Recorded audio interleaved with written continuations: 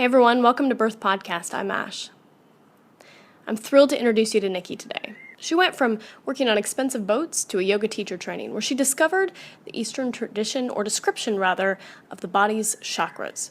And we'll get into some of that in our conversation, but what's more is that her journey has led her to develop her own fashion line called Indu. It's going to be a sustainable fashion line, and what she hopes to achieve with it is not only to bring beautiful colors that help people connect with the earth and with themselves, but also a way to start conversation about something deeper, about something more soulful, about who we are, about what we stand for, about what we believe in, about how we struggle, and the things that bring us closer to our most victorious stories. And ironically, that's what the chakras are there for. Each one has a purpose, from the root to the crown, and we go through that in some of our conversation. Jump in with us. My name's Nikki Hemming. I previously worked on super yachts for 6 years. So that was traveling around the world, working for some quite high-end owners who own these boats, sort of 50 to 90 meters long, which was great and allowed me to travel a lot and see a lot, realize a lot. But that kind of got a bit much for me and I needed to head to land for a while. So I went over to Bali. Always wanted to live there, and it's just been calling me to go spend time and see what evolves. But I wanted to go with a purpose. So I did my yoga teacher training in Canggu, which was a month long. It taught me a lot about balancing energies, protecting your own energy, finding the people that you wanted to go through the experience with as well, and finding them pretty quickly. I wanted to better my practice, and I wanted to be learning more about something that I find really beneficial. Yoga really helped me on the boats to give me 20 minutes, half an hour, whatever time I could grab in my breaks to just sort of reset and rebalance and come back to what was important to me. It gave me an excuse to be still. It was really nice going and developing that more, and how much it helped my body in that time, doing my practice religiously every day and spending a few hours doing it. What do you feel like the relationship you had with your body before the teacher training that maybe shifted after? I used to look at yoga as more of a workout. I used to do it for the physical benefits. And I think when I got to Bali and I had that time and I had no distractions, my mat became more of a mental benefit for me. It just allowed me to stop and pause, and I didn't have anywhere else I needed to be, nothing else that needed my attention, and I could just be on the mat. Having that to go to every morning, like my body struggled. The first few days were okay, and then I got sore, and then it became a struggle to get up and get on that mat every morning. But physically I could do it, but mentally you get to that hard point of something and we want to give up. We get it with so many things. And I think when I pushed through that and I started to see the mental and physical benefits of me getting stronger, me feeling calmer, me having more time to reflect and delve in and build connections with myself and other people, that really helped. I think one of the main things for me was I was in quite an uncertain period of life in terms of I just left something that I had known for 6 years. Yachting was my entire world. So having to readjust to normal life, land-based life, and having freedom and routine and being around people that you wanted to be around and how you spent your time. I think I was feeling quite anxious about all of that, because sometimes when you've got too much choice, it's overwhelming. You'd rather just be told, okay, you're turning left or right. Whereas I had so many options and opportunities, which of course I'm grateful for, but it is that worry of, am I going to make the right decision? I think I was very anxious. I could feel myself living on that fight or flight mode all the time and sort of just being very aware of everything that I was doing. So I think doing that course allowed me the opportunity to get that anxiety under control, and that I don't need to be rushing at 100 miles per hour or have my next move figured out. It was when I finally started to give in to that, I found what I wanted to do next, and ideas came to me, and I finally knew what it was that sparked my interest and gave me joy. And that led on to the next chapter. We would have different classes on different things. So we'd have a physical practice, we'd then have an anatomy class, we'd then be learning a little bit something about the history of yoga, Ayurveda. We were actually doing a class on chakras, and I was in a really bad mood this day. I don't know. Stuff comes up, some days are good, some days are bad, some days. This one was a bit of an all over day for me. And we were learning about chakras and your life paths. And I was always skeptical about these things. I'm skeptical about everything. I like to question things. I'm also a big believer, but I'll question it, and I want to understand it, and I want to then make my decision. So we were learning, and I kind of questioned a few things that we were being taught, and kind of some of it didn't add up for me. And the teacher was really amazing. And she said, you don't have to believe in all this. I'm just telling you what I believe and what I understand and what's related to me. So then I actually decided to start reading a book. It's about the chakras, and it explains more about it. It's a really good book. It's called Eastern Body, Western Mind. I looked more into the chakras, and I kind of thought that this really does relate to me. And when I started speaking to other people and finding out how the chakras related to them and what I knew about them and their struggles and what they're achieving on it, it really rang true to me. So that led me to think, why can't we bring this into our practice a little bit more? Like, we're trying to balance our chakras, and you can do a lot of yoga poses which help enhance or balance your chakras and their energy. So that's sort of when I led on to creating the yoga clothing brand that is still in the process of sampling at the moment. It's in the final stages of creating a yoga brand which allows you to balance and also communicate with others about your chakra, about how you're feeling, what chakra you identify most with, what you're trying to resonate, what you're trying to balance, and take it from more of just an energy into a physical thing. I particularly, throughout this whole period, up until quite recently, it was my root chakra, which is the first chakra that you have, the one that I was struggling with the most. And interestingly enough, this was when I came to designing the pieces, the piece which I felt most strongly about. Like, I had a really clear vision of what I wanted it to portray and how I was going to get this message across of what the root chakra stands for.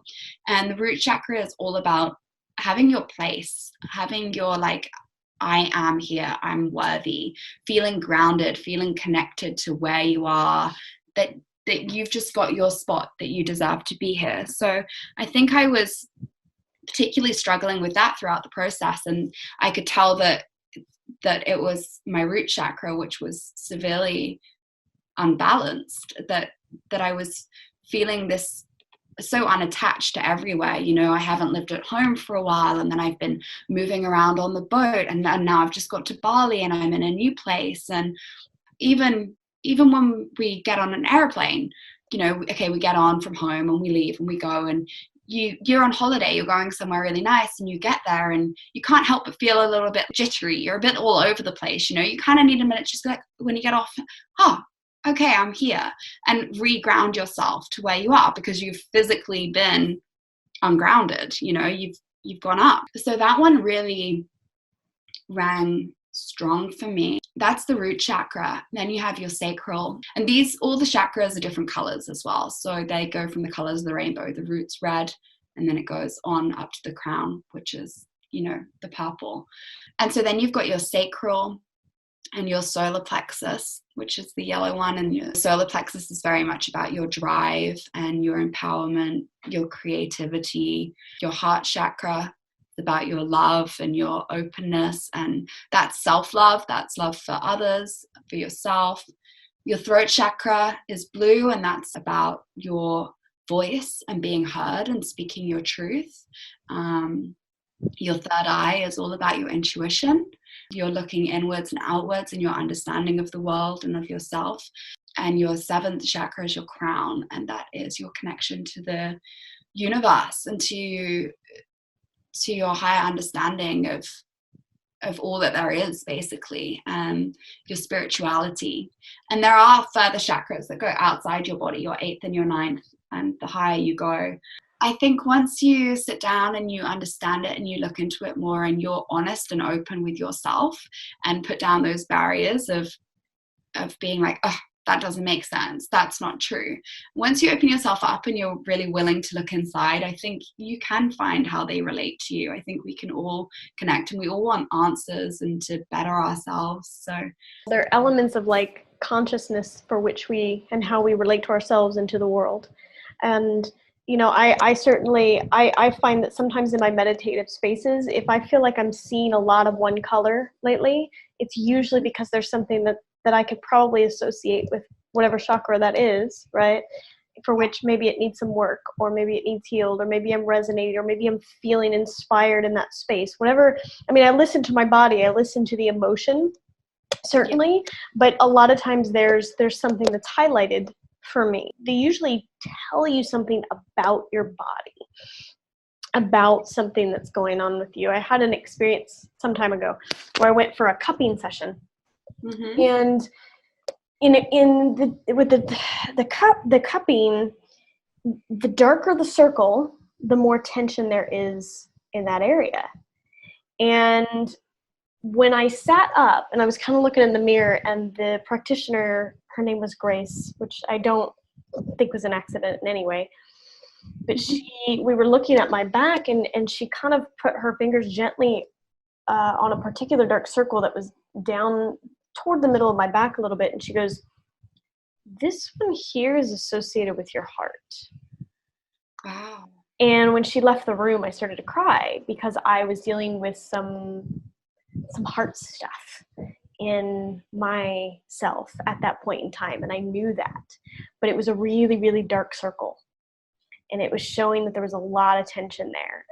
And so I think it's really important that I think the chakra is simply just it's a way of telling a story about our bodies and about our emotions. Yeah, and I think it gives us a reason to validate our feelings and emotions. It almost gives something from the universe that says, no, this is right. Because I think sometimes we question ourselves. Like, we know, okay, I'm not feeling good because, you know, I'm dealing with something, you know, with my heart. But then you get a physical representation of this. And it's just that clarity of, oh yeah, this isn't just me being over dramatic about something, or, you know, me internalizing something. And I think a lot of things which are related to spirituality do give us that confirmation that we are valid, our feelings are valid. Mm-hmm. And I think that's sort of what the chakras do for me as well. And I've experienced that. I went for a chakra healing with crystals when I was in Bali, and it was a local healer. And again, I went in, I was like, oh, I don't really know. You know, I've never done this before. I'm going to be open to it.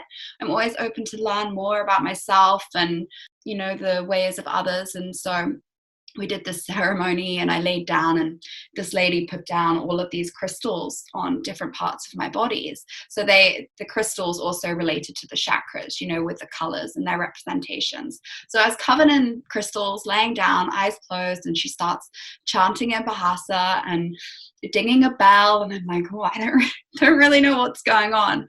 And I went into, I guess, like a trance. I wasn't hypnotized, but I felt like I was in a lucid dream. Like, I was very aware of what was happening around me, but also my mind was racing and taking me back to events that I had totally forgotten about. And when she was working her way up, when she was over my sacral area, I suddenly got really bad pains, almost like stomach cramps, you know, and I could feel that that's where the energy was. And then she moved up, and when it got to my heart, I felt the heat. She wasn't touching me, but I could feel that heat. And when it got to my throat, I started coughing. And the crazy thing for me was she also then had put some stones on my wrists, and I have carpal tunnel, which I was waiting for an operation on, and she put these stones on my wrists. And I started getting these flashbacks to all these times in my life when I was angry, and I could feel my fists were physically clenching. And as she finished and dinged the spell, my hands flung open, my wrists flew up, and all of the crystals just went flying off of me. And I suddenly realized that I had been taken back to all those times I'd been angry, and my way of dealing with it was I was clenching my fists. So I think all the anger I have stored in that has now probably not helped me and help develop this carpal tunnel, So I think it's really interesting of when there's these blockages in our bodies of energy.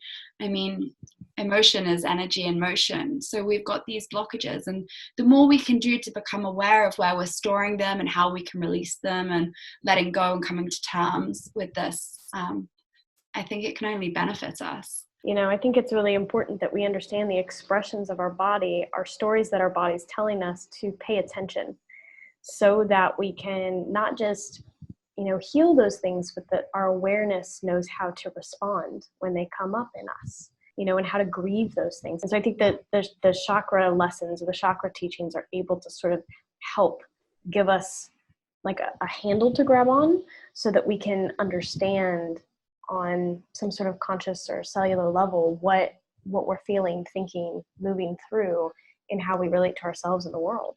It's that permission as well, and to just let us feel. And it doesn't mean that, okay, I've realized that this is imbalanced, but it's just being kind to yourself and saying, okay, so I'm just going to bring some intention to that area.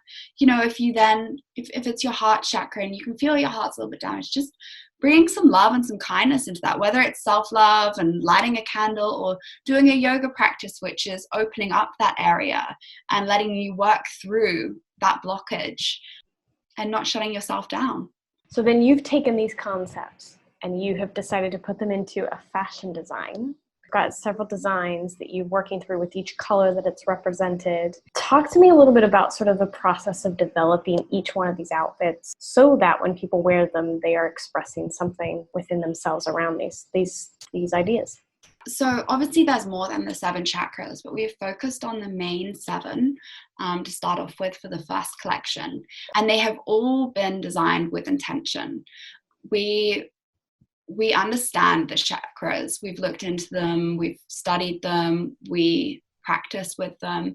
Haley, who is an incredible yoga teacher, she also deals with meditation. She does Reiki healings. She's very intuitive. She also was helping with the design process on this. So it was great being able to bounce ideas off her and also be doing it with someone who's got that deeper understanding, because I think a lot of people know chakras as the colors, but we really wanted to represent the chakra in the piece through more than just the color.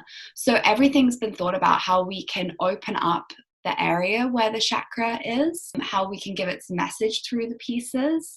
So for example, I'm going to go back to the root chakra because this was my favorite piece to design. And it was funny, some pieces were so much easier to design for me because I think they rang stronger through me, whereas other ones I really struggled with. So I don't know if I have such an understanding of them.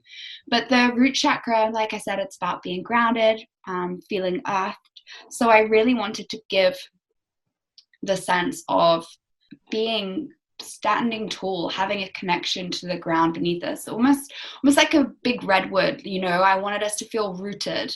So it's a one piece, a full length one piece, and it's got little foot straps underneath it, so it really gives you that connection to the earth. It's got a beautiful cut out back, and this back has straps that come from either side and twist around each other, giving that connection, almost as if it's roots that are entangled, and then they spray down and join onto the piece. So it does look like a tree, it looks like you've got the trunk and then the roots, and it's also textured. So around the middle, it's almost like a waistband, giving you that support. we did it in a ribbed fabric. So it's textural. It gives you something, another element. It's the earth element. I wanted it to feel earthy. So it really reminded me of, again, a bark on a tree. And it's this really pretty earthy red.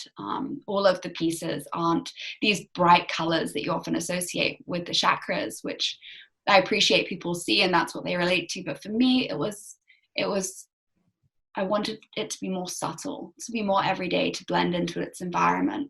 So, I mean, that's the root piece, and it's very different from the third eye piece, which we've designed as some shorts and a yoga top, totally different. And this piece is kind of like a hybrid piece. It's multifunctional. So you can wear it to do your yoga on the beach and then jump in the ocean and go for a swim. It's about that intuition of being able to switch up and go with what you want and what you feel in the moment. And the top is also reversible. So it's got this inward and outward effect of you've got something very personal to you and everyone can see one side of it. But then you can switch it up and you can show your different colors. So I think that's really cool that it's got these different sides. We don't have to show all our cards. Tell me about some of the material that you're using. So the material's been a really big one, and what they don't tell you about fabrics, like when you first are looking into them, is it's really hard to make a sustainable fashion brand because of the cost. These fabrics are a lot more expensive, which is great, like I would way rather do my whole collection in recycled fabrics, but it does make the price a lot more. So we've kind of mixed and matched fabrics where we can with being a startup company, and hopefully one day it will be all the same fabric. So we've got recycled fishnets that they find, and then they repurpose and reuse, and they make it into a fabric which we can now use for clothing. And they're actually quite a big company from Italy and have been featured on a lot of high-end fashion as well now, which is great that people are waking up to this. And then we were playing around with a few other fabrics, and we have decided to go with some bamboo fabric pieces as well, which are a lot softer. And it's funny because everyone has their preference in what they like to wear. For me, bamboo is never really my go-to unless I'm doing a really slow practice like yin. I really love it because we've managed to color it to any color that we want, which is really special because it means that the colors that we choose are especially for Indu. So we're using a mixture of bamboo and the econyl fabrics. Yeah. Talk to me about the name. Talk to me about Indu. Indu is the brand name. It is the Hindu god of the moon, is Indu. So it also represents one of the smaller chakras within our third eye. But it just kind of stuck because the moons were really powerful for me when I was in Bali. I always understood that the moon had a control over the planet and over us, and especially being women, how we sync up. But honestly, the new moons, I went to new moon ceremonies when I was in Bali, and through these new moon ceremonies, I met Haley, who was the designer. I met two of my now best friends, and I just found it to be a really powerful time, and the moons really gave me all that I needed. It just was so incredible that I really wanted to incorporate the moon somehow into the company. I think the whole process of having an idea and creating something, and honestly, the first time I saw someone put on one of my pieces, it just blew me away. And fashion design is a way of expression. And I really hope that through these pieces, it will open up conversations. I hope that the brand gets known well enough that if somebody walks in and they're wearing one of the pieces, they're wearing the throat chakra piece, and you go up and I like your outfit, and you can open up that discussion of why did you choose that outfit today. It's not that you have to feel that there's something imbalanced with your throat chakra or that's a strong pull, but it might just be that you've got to give a talk tomorrow to 100 people, and you just wanted to bring that awareness and practice and do. I just think it will open up so many conversations, and for people to learn more about and to look into these things and to relate it to themselves. I hope this conversation inspired you the way that it has me. Indu is an exciting line that I am looking forward to putting on. I can't wait to be able to buy the green outfit or the heart chakra or the blue outfit and the throat chakra. Even the crown chakra sounds exciting.